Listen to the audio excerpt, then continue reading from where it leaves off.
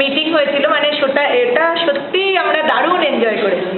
আমরা ভাবতেই পারিনি, সব তাড়াহুড়ো করে 4টের সময় গিয়ে মিট করে প্রথমে জায়গা নিয়ে হচ্ছিল, কিন্তু মানে সত্যিই মিস করেছি। ওই জন্য আজকে সকালে ঢোকার সাথে সাথেই স্মৃতির ফার্স্ট ফোন পেলাম, তখন বললো রুনিয়া সত্যিই ভীষণ মিস করছি, নেক্সট টাইম যেন এরকমভাবে অ্যারেঞ্জ করো যাতে আমরাও থাকতে পারি।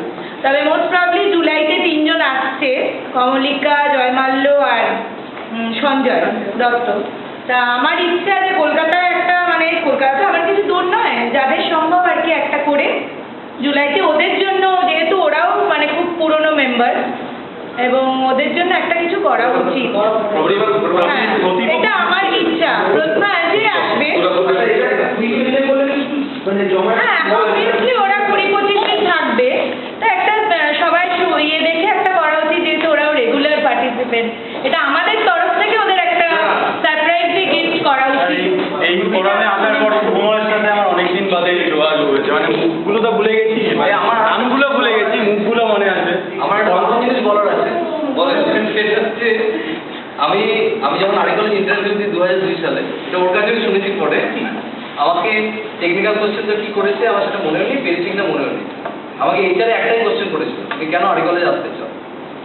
আমি বলেছিলাম আমি দুর্গাপুরে থাকতে চাই, বাবা মার সাথে থাকতে চাই। পরে ওকে এসে যিনি ছিলেন ইন্টারভিউ বোর্ডে, এমনি আলোচনা হচ্ছে বোধ হয়, ও তো আগে জয়েন করেছে সিনিয়র, ওকে বলেছে কি বলেছে বলো না না, মানে প্রিন্সিপাল খুব রেগে গেছিলেন এই অ্যান্সারটা শুনে। না আমি চিন্তা না, যিনি প্রিন্সিপাল ছিলেন একটু কঠিন লোক, অনেকেই হয়তো দুর্গাপুরে ছিলেন, ডক্টর এস.পি. ঘোষ ফিজিক্সের, খুবই টাফ লোক। এবার আমি তখন ওনাকে চিনি না, আমি ইন্টারভিউ দিয়ে বেরিয়ে চলে যাই। আচ্ছা আচ্ছা, বড়টা না ছোট?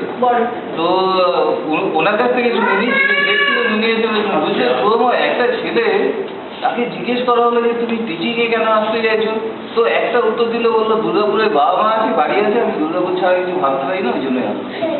আমি জানি না ও পাবে কিনা, স্ট্যান্ডার্ড উত্তরটা হচ্ছে কি আমি আপনার এস্টিম ইনস্টিটিউটকে সাথ করতে চাই, সোজা দুর্গাপুরে ছাড়বো না।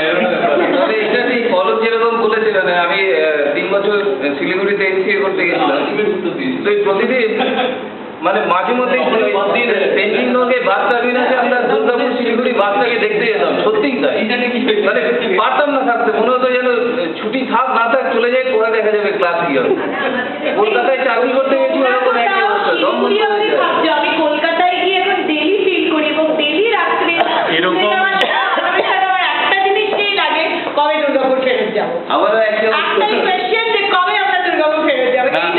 যারা কলকাতায় থাকে তাদের একটা সুবিধা কি, মানে তাদের আমরা মনে মনে ভাবতে পারি যে চাইলেই আমরা যেতে পারি, কিন্তু যারা অনেক দূরে থাকে হায়দ্রাবাদ, মানে 1 সপ্তাহের কম ছুটি হলে তো আসতে পারবে না, ওইরকম হতে পারে।